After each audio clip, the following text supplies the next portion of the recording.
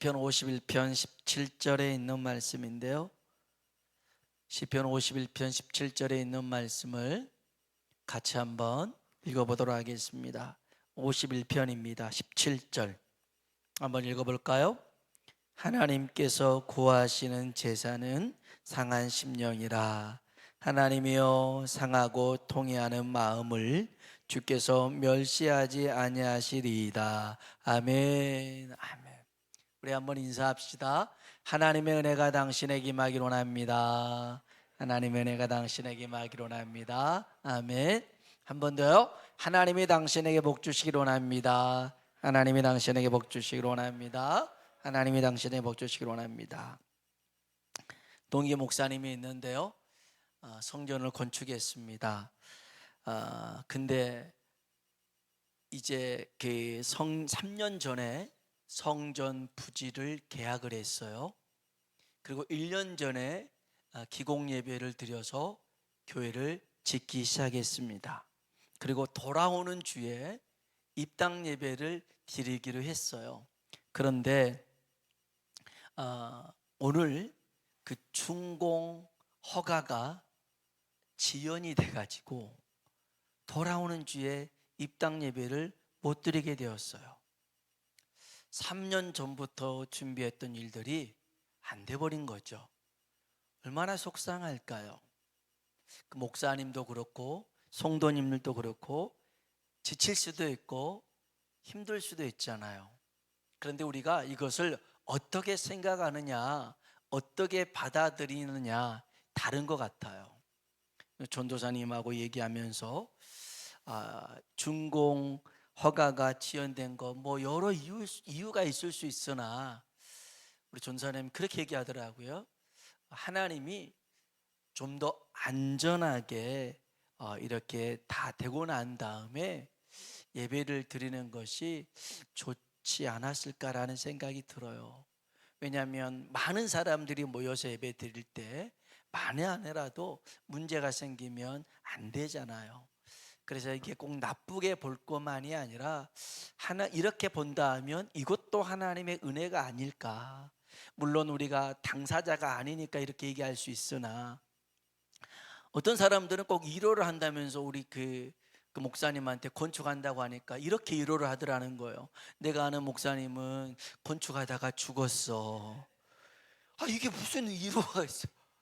어떤 교회는 건축하다가 교회가 깨졌어. 이런 얘기를 왜 하는지 모르겠어요.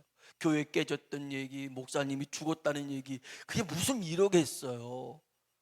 근데 사실 그런 분도 있겠지만 그렇게 볼 게 아니라는 거죠. 정말 저도 이번 주에 그 교회를 가봤는데 전에도 가봤지만요, 교회가 예쁘게 잘 지어졌어요. 그리고 주변에 교회가 없어요. 그 수많은 아파트 단지에 있는데 지난주인가요? 이렇게 이제 거기 예배를 드리는데 성도 5명이 그 다 교회가 지어지기도 전에 나 등록하겠다고 5명이 와가지고 교회를 등록하고 막 그랬대요. 야, 준비된, 그러니까 교회를 찾고 있었는데 교회가 없었는데 교회가 딱 지어지니까 그렇게 사모하는 이들이 있더라고요. 하나님께서 그 은혜 가운데 역사하실 줄로 믿습니다. 묻지 그 교회만 그러겠어요? 우리 교회도 마찬가지고 우리들에게도 그런 은혜가 임하길 주의 이름으로 축원합니다. 한번 따라 합시다. 하나님, 나를 불쌍히 여겨 주옵소서. 아멘. 아멘. 하나님, 나를 불쌍히 여겨 주옵소서. 불쌍히 여겨 주옵소서. 그 영락교회 한경직 목사님, 하나님 앞에 기도할 때마다 맨 처음 하는 기도가 이 기도였대요. 하나님, 나를 불쌍히 여겨 주옵소서. 여러분, 그 대형교회 목사님이 불쌍할 게 뭐가 있어요? 그렇잖아요. 교회도 크고 성도들도 많고 사람들이 존경하고 있는, 그런데 하나님 앞에 섰을 때 하나님, 나를 불쌍히 여겨 주옵소서. 그 기도로 시작하고 그 기도로 마친다는 거예요. 자신을 불쌍히 여겨달라고 하는 사람들 중에 교만한 사람은 없어요. 왜냐하면 자기를 불쌍히 여겨달라는 이 말 속에 겸손이 들어있거든요. 나를 불쌍히 여겨주세요. 이 말은 자기의 신분이나 자기의 생각이나 자기의 감정이 다 내려진 사람이에요. 모든 걸 내려놓고 오롯이 하나님의 긍휼을 구하는 거죠. 마태복음 14장에 보면 귀신 들린 딸을 위해서 예수님을 찾아온 가나안 여인의 얘기가 나옵니다. 이 여인이 예수님께 이렇게 얘기합니다. 외칩니다. 주 다윗의 자손이여, 한번 따라해 보세요. 나를 불쌍히 여기소서. 아멘. 이 여인이 나를 불쌍히 여기소서. 내 딸이 흉악하게 귀신 들렸나이다. 나를 불쌍히 여겨달래요. 나를 불쌍히 여겨달래요. 그런데 주님이 아무런 말씀하지 않습니다. 외면한 겁니다. 그래서 계속 나를 불쌍히 여기소서, 나를 불쌍히 여기서 외치니까 제자들이 예수님, 저 여인 좀 어떻게 좀 해주세요. 그랬더니 예수님이 나는 이스라엘 백성 외에 다른 사람 구원하러 오지 않았다 거절해 버립니다. 외면하셨던 주님이 거절해 버렸어요. 그럼 포기할 만하잖아요. 그런데 이 여인은 아까 얘기했잖아요. 내 생각, 내 감정은 중요한 게 아니라는 거죠. 다 나를 불쌍히 여기소서의 말에 다 포함되어 있어요. 더 크게 나를 불쌍히 여기소서 그럽니다. 그랬더니 이번에는 예수님께서요, 나는 내 백성을 위해서 왔지, 내 백성을 위해서 나는 떡을 주는 것이지 내 떡을 개에게 줄 수는 없어. 이 여인을 개 취급해 버립니다. 인격 모독이잖아요. 어떻게 사람을 개 취급할 수 있습니까? 그런데 이 여인이 그래도 포기하지 않습니다. 그래도 자기의 그 은혜를 구하는 마음을 접지 않습니다. 제가 아까 마태복음 14장이라 했는데 잘못했네요. 15장입니다. 15장 27절에 보니까 개들도 제 주인의 상에서 떨어지는 부스러기를 먹나이다 그럽니다. 이 여인이 하는 말이 뭡니까? 떡이 아니어도 괜찮아요. 떡고물 부스러기라도 좋으니까 저한테 그 부스러기 은혜라도 좀 주십시오. 여러분, 이것이 자신을 불쌍히 여겨달라는 사람의 모습입니다.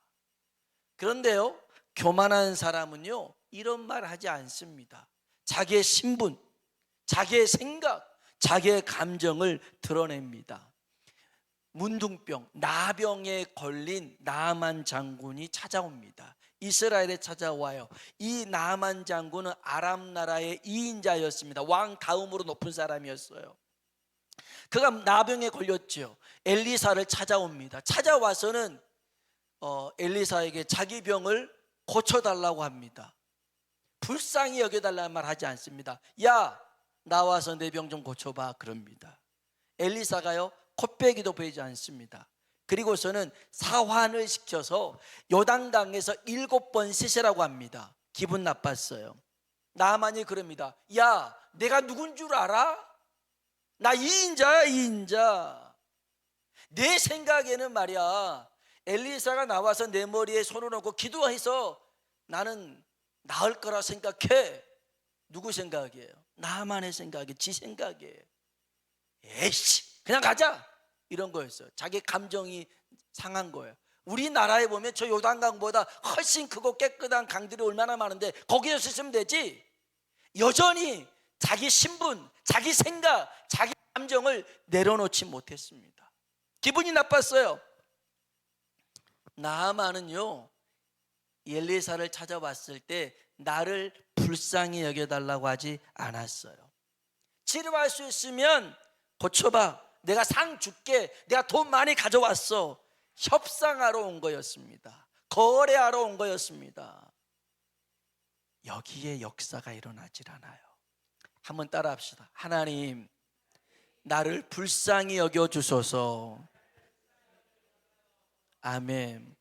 오늘 저와 여러분이 이 밤에 기도할 때요, 다른 거 다 기도하지 않아도요, 요 한마디, 나를 불쌍히 여겨주소서. 이것만 해도 돼요. 하나님, 나를 불쌍히 여겨주세요. 나를 불쌍히 여겨주세요. 하나님이 그러면 여러분의 모든 형편과 처지를 다 아시기에 여러분을 멸시하지 않을 줄로 믿습니다. 여기 51장 17절 말씀 한번 읽어볼까요? 하나님께서 구하시는 제사는 상한 심령이라. 하나님이여, 상하고 통회하는 마음을 주께서 멸시하지 아니하시리이다. 아멘. 하나님께서 구하시는 제사 예배가요, 뭐라고요? 상한 심령이라. 상한 심령, 깨진 마음이라는 겁니다. 마음이 깨졌어요. 얼마나 아프겠어요? 얼마나 힘들겠어요? 얼마나 괴롭겠어요? 깨진 마음 참 쓰립잖아요. 힘들잖아요. 깨져버렸으니까.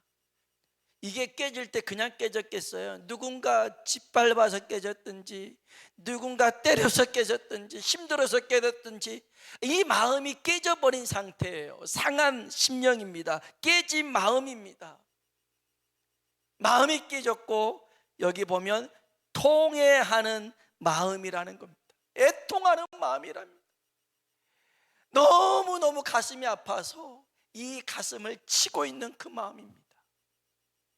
자식 때문에, 부모 때문에, 형제 때문에, 내 인생 때문에 가슴을 치는 겁니다. 가슴 아픈 일들이 있어요. 이것을 오늘 뭐라고 할 수 있냐면, 하나님이 구하시는 제사는 상한 심령이라. 이거를 한 문장으로 따라합시다. 하나님, 나를 불쌍히 여겨주소서. 아멘. 그 말입니다. 하나님, 나를 불쌍히 여겨주셔서. 이런 사람 하나님이 결코 외면하거나 무시하거나 거절하지 않을 줄로 믿습니다. 그러잖아요. 주께서 멸시하지 아니하시리라. 예수님이 가나안 여인을 외면하고 무시하고 거절했던 것은요, 이 여인을 그렇게 개치기했던 것은 진짜로 그런 게 아니라 이 여인의 믿음을 봤어요. 믿음. 그래도 네가 나를 찾느냐, 나를 구하느냐, 그 믿음을 보고선 이 여인에게 내 믿음대로 될지어다 말씀하셔요. 여러분, 끝까지 포기하지 않고 매달리시길 주의 이름으로 축복합니다. 여러분, 사람한테 매달리는 거 참 이거 얼마나 자존심 상한 일입니까? 그런데 하나님 앞에 매달리는 것은 절대 자존심 상하지 않습니다. 하나님 앞에 매달리면 매달릴수록 하나님이 우리를 더욱더 긍휼히 여기시고 은혜를 베푸실 줄로 믿습니다. 시편 51편은 누가 썼냐면 다윗이 썼습니다. 다윗이 어떤 상황에 썼냐면 이 시의 표제, 이 상황을 한번 보세요. 시편 51편 그 윗절에 빨간색으로 다윗의 시, 인도자들을 따라 부르는 노래 하면서 뭐라고 적혀 있어요? 다윗이 밧세바와 동침한 후 선지자 나단이 그에게 왔을 때. 아멘. 다윗이 밧세바를 범한 후에 이제 선지자 나단 선지자가 와서 다윗의 잘못을 꾸짖습니다. 책망합니다. 그때 다윗이 그 상황에서 썼던 그 마음을 이 시로 담았습니다. 다윗은 선지자가 책망했을 때 핑계대거나 변명하지 않았습니다. 잠자다가 눈 떠 보니까 저기서 뭐가 보이길래 그냥 본 것뿐이야. 그냥 눈에 보여서 들어왔어. 그때 저 여인이 목욕을 하고 있는 게 잘못이지 내가 본 것이 잘못이야. 그렇게 얘기를 한 겁니다. 또 하필 그렇게 또 이상하게 목욕을 해가지고 내 마음이 잠깐 이렇게 해가지고 불렀는데 예쁘더라고. 그래서 그냥 했는데 이렇게 됐네. 근데 뭐 이렇게 할 수 있잖아요. 이건 내 잘못 아니야, 저 여인의 잘못이야 라고 할 수도 있어요. 그런데 그렇게 하지 않았어요. 또 하나, 다윗은 왕이잖아요. 나단은 선지자입니다. 너 이렇게 말하는 것은 왕의 권위에 도전하는 거야. 어디 선지자 주제에 왕한테 덤벼 야 감옥에 집어넣어, 이럴 수도 있습니다. 그런데 다윗의 위대한 점이 여기 있어요. 잘못을 안 했다는 게 아니에요. 실수를 안 했다는 게 아니에요. 그것을 인정했더라는 것입니다. 자기의 죄를 바로 인정합니다. 그리고 난 다음에 오늘 시편 51편에 뭐라고 하냐면, 하나님 나를 불쌍히 여겨 주옵소서. 나를 불쌍히 여겨 주옵소서. 그런데 이와 비슷한 상황에 놓인 사울왕은요, 이런 상황에 있을 때 사무엘이 책망하잖아요. 사울왕은요, 다 좋으니까 백성들 앞에서 내 체면 좀 세워주세요. 여기서 백성들 앞에서 그냥 저를 까버리면 제가 뭐가 돼요? 체면 좀 세워줘요. 그렇게 얘기합니다. 그리고 사무엘이 지나가려니까 지나가지 마. 안 돼요. 제 자리는 꼭, 이 왕의 자리는 내가 가질 수 있게 해주세요. 사울왕은요, 왕의 자리에 연연했습니다. 놓치지 않으려고 그랬어요. 다 놓쳐도, 하나님을 놓쳐도 왕의 자리는 지키려고 했어요. 그런데 다윗은요, 왕의 자리가 중요한 게 아니었어요. 다윗이 구했던 게 오늘 여기 나오는데, 다윗은 그래도 내가 왕의 자리에 있게 해주세요가 아니라, 첫 번째 다윗이 구했던 게 있어요. 우리 51편 1절로 3절입니다. 우리 51편 1절로 3절, 51편 1절로 3절 읽어볼까요? 하나님이여 주의 인자를 따라 내게 은혜를 베푸시며 주의 많은 긍휼을 따라 내 죄악을 지워주소서. 나의 죄악을 맑게 씻으시며 나의 죄를 깨끗이 제하소서. 물은 나는 내 죄가를 아오니 내 죄가 항상 내 앞에 있나이다. 아멘. 하나님, 나는 죄인입니다. 하나님, 나는 죄인입니다. 내 죄가 얼마나 큰지, 얼마나 많은지 여기 산더미처럼 쌓여 있습니다. 하나님, 내 죄를 용서해 주시옵소서. 자기 죄를 용서해 달라고 구하고 있습니다. 여러분, 하나님 앞에 긍휼을 원할 때 첫 번째가 우리의 죄를 용서를 구하는 것입니다. 하나님, 나는 죄인입니다. 내 죄를 용서해 주십시오. 바리새인과 세리가 기도를 하는데, 바리새인이 정말 잘 살았어요. 나는 소득의 11조를 드려요. 나는 일주일에 2번 금식 기도를 해요. 나는 정말 하나님 앞에 바르고 살려고 노력했어요. 정말 그렇게 살았어요. 훌륭합니다. 세리는요, 남의 것 삥땅 쳐서 돈을 주머니에 넣었어요. 50원 세금 거둘 거 100원이라고 해가지고 자기가 챙겨 넣었어요. 그러면서도 그게 찔렸어요. 근데 하나님 앞에 서니까 그런 것들이 생각났어요. 그런데 그 자리를 떠나지 못하고 있는 자기가 너무 죄만스러운 거예요. 자기 가슴을 쳐요. 하나님, 하나님, 나는 죄인입니다. 하나님, 나는 죄인입니다. 주님이 그래요. 스스로 의롭다는 바리새인보다 자기를 죄인이라고 하는 세리가 하나님이 더 기뻐했더라는 겁니다. 여러분, 오늘 이 밤에 내가 죄인임을 고백할 수 있는 밤 되길 주의 이름으로 축복합니다. 사실 우리 모두는 다 죄인이에요. 가끔 TV에 나온 사람들 있잖아요. 그 사람들은 드러난 죄인이고요, 우리는 드러나지 않는 죄인이에요. 우리는 아직 들통나지 않았어요. 우리도 들통나잖아요. 아이고, 나 부끄러워서 고개를 숙여야 돼요. 우리는 아직 드러나지 않는 죄인일 뿐이고, 저 사람들은 드러난 죄인이라 우리는 뭐예요? 저 나쁜 놈. 어떻게 저런 인간이 있어? 국회의원이 막 지금 코인이나 해가지고 돈 많이 벌고 저런.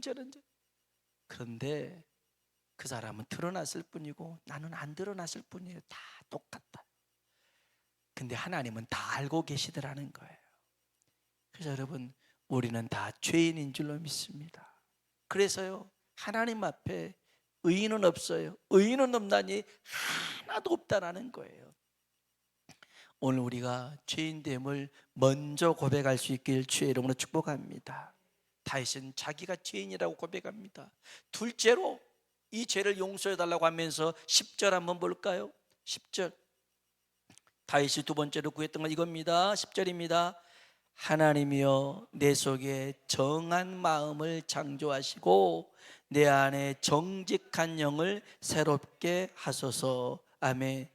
정직한 마음을 만들어 달라는 겁니다. 하나님, 정직한 마음을 내게 주세요. 여러분, 정직이 뭘까요? 정직은요, 하나님 보시기에, 한번 따라 합시다. 하나님 보시기에, 아멘. 하나님 보시기에 똑바로 섰느냐는 거예요. 내가 볼 때는 똑바로 섰는데, 내가 봤을 때는 괜찮은데, 이게 정직이 아니에요. 정직은 하나님이 봤을 때, 하나님이 보셨을 때 바로 섰느냐는 거예요. 다윗은요, 그가 밧세바를 범할 때는 하나님을 잃어버린 거예요. 하나님을 생각하지 않는 거예요.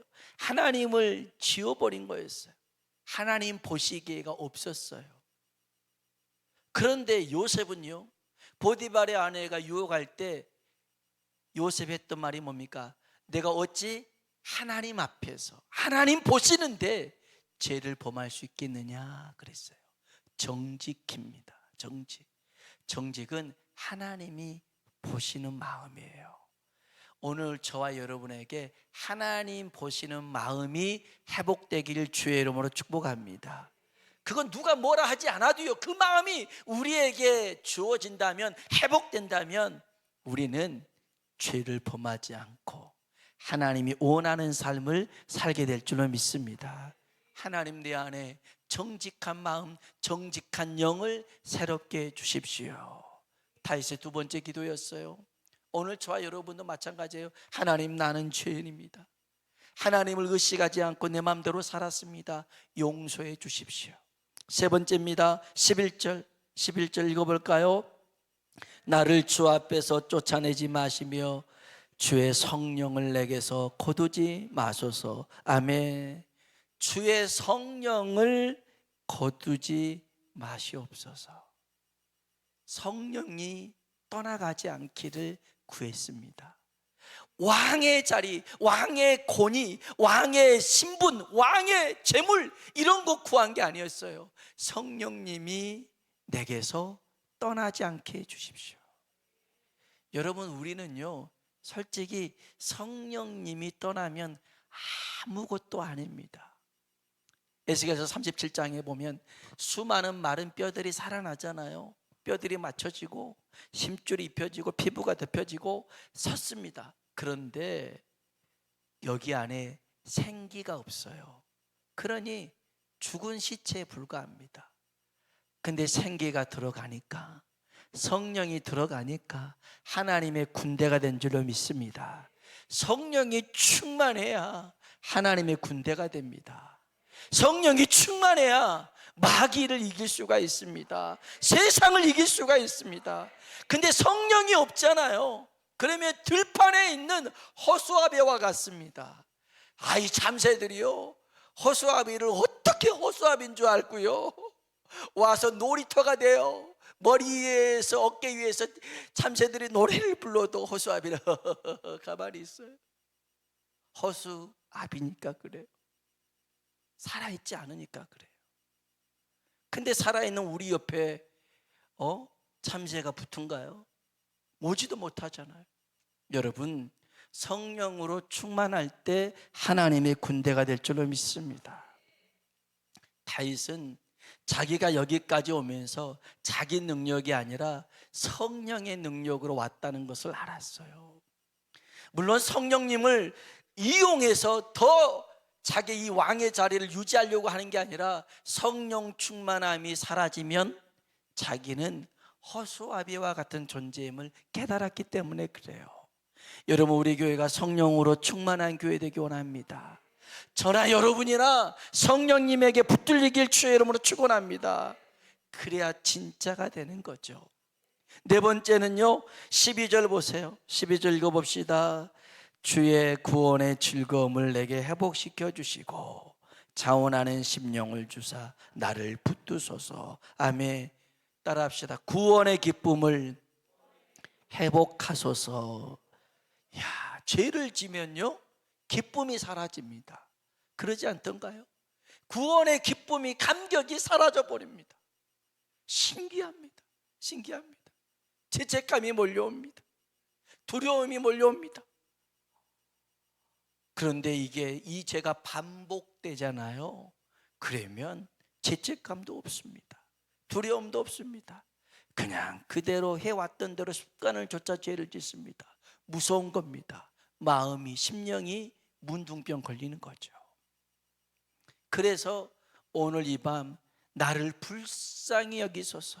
10명의 문둥병자가요 예수님 지나가는 것을 보면서요 우리를 불쌍히 여겨달라고 합니다. 진짜 그대로 불쌍한 사람이에요. 문둥병, 나병 환자 아닙니까? 가족들하고 다 떠나서 불쌍히 여겨달라고 하니까요 주님이 그들을 다 치료해 줍니다. 10명 모두가 고침받은 줄로 믿습니다. 여러분, 하나님 앞에 불쌍히 여겨달라고 하잖아요. 우리의 병든 몸만이 아니라 마음도 영혼도 고쳐주실 줄로 믿습니다. 우리 안에 여러분 구원의 기쁨이 회복되길 주의 이름으로 축원합니다. 이게 가장 큽니다. 세상에 있는 것들은 내게 비록 없다 할지라도 내가 구원받는 하나님의 자녀가 된 것이 얼마나 귀하고 감사한 일인지 이걸 잃어버렸어요. 하나님 내게 구원의 기쁨을 회복시켜 주시고, 마지막 5번째는 13절에 보니까 우리 한번 읽어봅시다. 그리하면 내가 범죄자에게 주의 도를 가르치리니 죄인들이 주께 돌아오리이다. 아멘.